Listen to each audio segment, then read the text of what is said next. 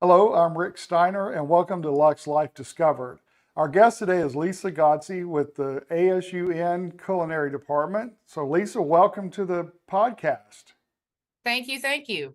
So, kind of give us a background because you have been very involved in the Jonesboro community for a number of years with being a chef, having your own restaurant. So, kind of give us a background.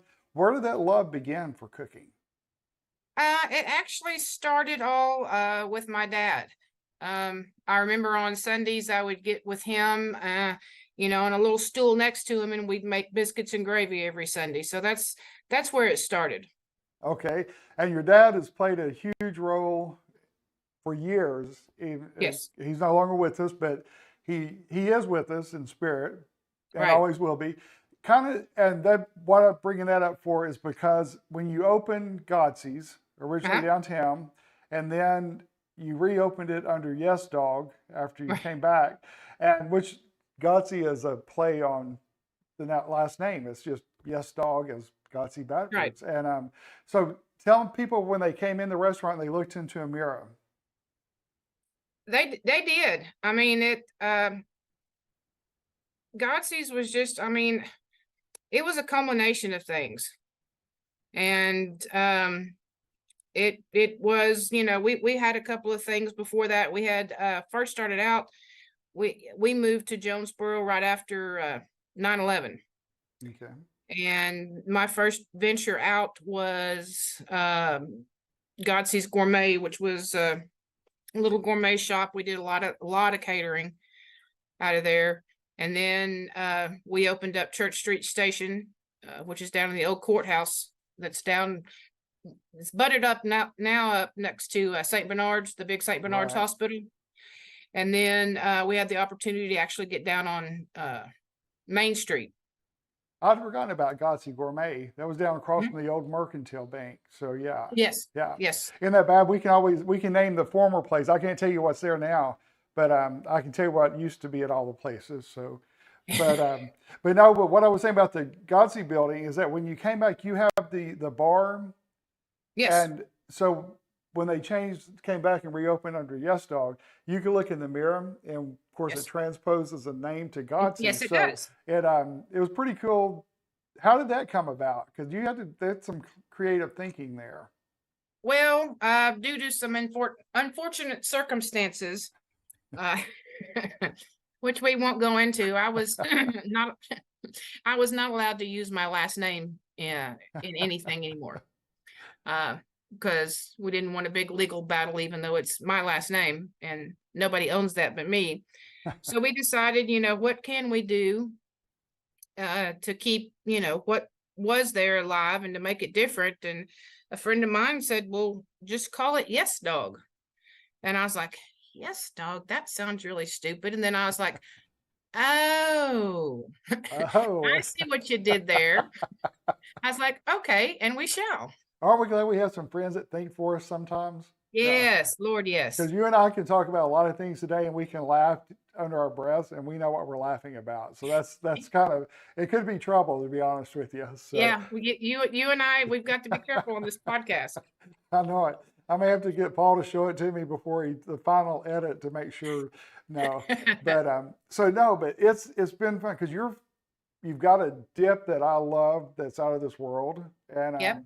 just one of the many things your whole uh, menu that you are, it's just very diverse, and that's what makes it so interesting.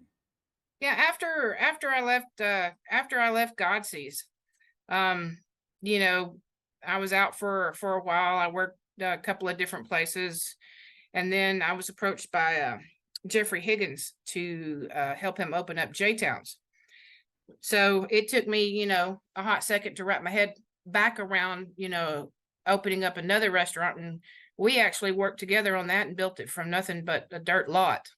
Right. And so doing that menu and then turning around and going to Yes Dog and doing another menu, people are like, where do you get this stuff? I said, inside my mind is an interesting place to live at times. Interesting and scary and great. Yeah. Yeah, exactly. Well, I tell you what, you it's gone over well because every place that you've had has been extremely successful. And that speaks a lot about your character, your ability, and your talent. And you can bring it all together. And then you've catered some huge events as well, even with Yes, at Jeffrey's place at you know that J-Towns. yeah, J Downs. Y'all did a lot of the entertainers when they came to Arkansas State. Yes. So yeah. And then okay, so then how did your current position? Tell us about that, how that opened up. Well, it's quite interesting. They'd been after me for quite a while here at ASUN to come, and teach. And I was like, no, I don't think that's my calling. I'm going to stay in the restaurant business. And in 2020, I got really sick. I basically, have come to the realization that I pretty much I had a nervous breakdown is what I had. I had a mental collapse, which affected me physically drastically. And I'm just now, well, Lord, within the past 6 months, have gotten over that and have, learned how to handle my anxiety, my panic attacks, and things like that. For me, it was just heck, it was just part of life Right. until my body shut down and said, nope, we're not doing this anymore. So in the fall of 2021, I agreed. I was working at J-Towns at the time. I had already left Yes Dog and I was helping Jeffrey out with some stuff. And I agreed to teach a couple of classes here on the ASUN campus. Just because, we just come out of COVID and they were trying to get these kids graduated. So I taught Serve Safe. I taught a Serve Safe class and I taught another class. I didn't do anything in the kitchen. And I basically fell in love with it. And I had talked to the vice chancellor at the time. I said, all right, I think it's time for us to sit down and talk. And we did. And I think that September, maybe that October is when I put my 2 weeks in at Yes Dog and said, this is what I'm going to go do. So were you surprised that you liked it as much as you did? I was, I told them point blank, I said, I don't know anything about classroom teaching. I know how to teach my staff and I know how to, do all of that. But I said, I don't understand, I don't know anything about classroom teaching. And they said, well, don't worry, we'll guide you through all that. And well, I'm still perfecting my classes even now, and that'll just always continue. Just, something different will come along. I'm like, okay, I need to incorporate this, but I mean, I love it. I absolutely love it. Well, that hands-on experience is more valuable than any classroom teaching. And Right. in fact, there's so many classes that are offered today that, it's just classroom Mm-hmm. applications and it's not really anything that they'll apply once they get their Right. degree. So that to me would be a huge advantage to have someone like yourself who has the experience and who knows how Right. to create dishes, how to not just, do a recipe. You Right. kind of show that whole process. Well, it's a 4-month course that's 2 years. So when they get through with this course, they'll have their associate's degree in applied science with the emphasis on culinary arts. And basically what we do is we teach them how to open a restaurant, all the way from costing to, the menu planning, everything that goes into it, and we've added some new, kind of revamped the whole entire program. And this is the first semester that we've launched these new classes. And right now we're teaching a brand new one, which is called History of Food. And that's in the classroom. And it's starting to become one of my favorite classes to teach. Really? So Yeah. how many students have gone through the program? How many do you have a semester? We had 5 graduate last year all the way. And it's kind of interesting the way that it runs. Every fall is when we take on a new cohort or the new group starts. Okay. We can only hold 12 students in our culinary kitchen. That's all we have room for right now. So every fall, it's kind of like a dual thing. So every fall we have Culinary 1 and Culinary 3 in the same classroom together. Okay. And so I have to base how many new students I can get in on how many are coming back for Culinary 3. Okay. You may not can answer this question, but have you had anybody that come through yet that's been like a total surprise, good or bad? Yes. Is that all you're going to say? Yes. I was afraid that would be, yeah. Yes. Okay. All right, Rick, Rick, we'll just start off with squash Satan and just leave it there. I love it. Paula and John, I have to tell you about that one in a little bit. But yes, I just got that visual in my head. So, Yeah. Okay, let's talk about the good. Who surprised you that, not name wise, but Yeah. what was it that surprised you with somebody that pleased you? And I've had a couple that have really just, absolutely perked up, understood, and it's interesting. It's fun to watch them when the light bulb clicks on. right. Because this is not an easy course to go through. This is not home ec. There's no easy bake ovens in here, and this is rough. When they come back in August, it's hotter than heck in that kitchen. Yeah. And then, wintertime rolls around and we start freezing in there just because it's a kitchen. And they're just learning so much, and they have so many questions now.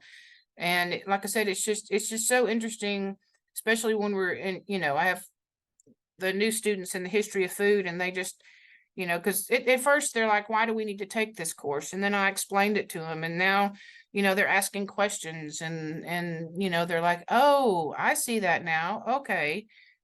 So it's good when for me, it's, when that one, I don't care if it's one student and that light bulb goes off in their head and I see it, I'm like, yes, Yeah. this is what it's for. That's a good reward for you there. Yeah. Mm-hmm. So when they graduate, they have their associate's degree or bachelor's, or what is It's associate's degree. Yes. And then they'll move into like working with the chef somewhere else possibly, or a restaurant, or how did they can do that. They can take it. They can, they can open up their own restaurant at that point. Okay. That's why we try to put as much stuff in there about, you've got to understand what you're doing, because I tell them point blank, I said, I've sank 2 restaurants because I didn't know what I was doing. I said, but we're going to keep you from doing that. Right. It's not a, hey, oh my God, you can cook ribs great on the weekend. Why don't you open a restaurant? Exactly. Yeah. There's so much more that goes into it. I said, I have seen so many restaurants just in Jonesboro alone that have failed because of that concept. Well, and so you're teaching not just the cooking and the food part of it, you're teaching the applications of actually running the business as well. Absolutely. Front of the house, huge. back of the house, Yeah. everything. That's good, because a lot of people don't understand that part. They take it like you were talking about earlier. I can cook, this would be great, but you've got to be able to manage all the other parts that goes with it as well. Right. If you don't know how to cost out your food and understand what it is when you cost out food and why you do that, then you're going to sink. So with all the food and the vegetables, everything that you bring in, do you try to keep it local, grown? We have not delved off into that. We go through so much here, that it's almost hard to do that. They will be taking an intro to food system course, and then they'll also be taking a food preservation course. Okay. To where they'll understand, we can bring in some local stuff. We have a meat fabrication class coming up at Flex 2 of this year, to where we're actually going to break down an entire side of beef, a whole hog, different things like that. We also, not on top of the culinary program, we also have our lunch program here that I'm in charge of. So we feed the faculty and the students Monday through Thursday. Okay. So it's kind of hard to bring in local stuff as far as using it in the culinary aspect and in the lunch program, just because we have so much bulk. Right. So can people from the community come in and eat at your restaurant also? We've not advertised that, but I mean, if you walk through the door, I wouldn't say no. Right. Okay. And then what about classes for the community? Like, well, Sandy's Bakery, she's like, I love Lisa. She says, I can't wait to take a class. So she's very interested. So are you going to be able to offer any classes for the community? Yes, that is something that we're working on for next summer to be able to offer some adult classes. Okay. And that was a poor imitation of Sandy's voice. So sorry about that. Yeah. So Don't apologize to me. You better call Sandy. I will tell her I'm sorry. I'm gonna lift Sandy up and say, "Ooh." Don't let Rick imitate you again. Exactly. Yeah, so no. So where do you see the program going? Because you've made a big impact since you've been there. And in fact, until you took the position, I never knew that ASUN was in Jonesboro. They had a campus there, much Yes. less because Arkansas State Jonesboro doesn't have this culinary program, right? It's just ASUN. I think they do. I think they have a beginning culinary program. Do Yes. they? Okay, I didn't realize that. Yeah, ASUN actually has 3 campuses. The main campus is on Newport. We have the Jonesboro campus, and then we also have a Mark Tree campus. Okay, all right. So there's 3 ASUN campuses here in the area, and Jonesboro was the one that was that got the culinary building from the Fowlers. Okay. I actually donated the money for this building to be built. Right now, what we're doing is we're working very hard to get this program accredited through the American Culinary Federation, the ACF, which is a very, very big deal. And it's a lot of work. I actually, because, you know, unlike my students, I don't have a degree in culinary arts. This is 25 years of life experience. Right. So I will actually have my associate's degree in culinary arts in December. Oh, so you're a student in the process Yes. too. That's great. Yes, I am. And then there's like 4 other classes, college level classes. They're all online. 4 or 5 that I have to take for the American Culinary for the ACF in order to get what I need. And then I have to turn around and get my initials from them, which would be a CEC, which is a certified executive chef, and then a CCE, which is a certified culinary educator. Okay. That's basically, in the real world, that's the equivalent of a bachelor's and a master's. Yeah. That's interesting because again, a whole new learning area for me because you know, everybody has their specialties in their fields and stuff, but until you talk to them, you don't understand the work that is involved and Right. also the levels that can be obtained in that particular profession. So Yeah, it's quite interesting, you know, and that's one thing that I tell them. I was like, you know, in history of food, you know, I got a timeline that we, you know, keep adding to up on the whiteboard in the classroom. And I said, I put a dot at today. I said, but you have to remember something. I said, that line keeps going. It doesn't just stop, you know, at present time. It's going to keep going. right. Yeah, you know, and new things are going to come out, new techniques, new foods, you know, this and that. And one of the things that they're learning is that look at where we are, where we came from and where we are now, and notice that there's starting to be that pendulum swing back to organic foods, you know, preserved food, not preserved, but canned foods, dehydrated foods, fermented foods. We're starting to take that swing back to, you know, from whence we came, so to speak. Right. Everything kind of goes in cycles. Yeah. It Seems does. like, yeah. So, would there ever be a possibility of having like a reality show with your students and you? Like you're going to be No. like, No. well, No. I think that would be good. No. I'm trying to help you out. You I can be appreciate like, you that. can be like Gordon Ramsay and like fly off the handle, you know, go crazy. No. See, I'm not allowed to do that, Rick. You have to keep her Which Rick, you know, it's very, very hard for me. I go stand in the walk-in cooler a lot.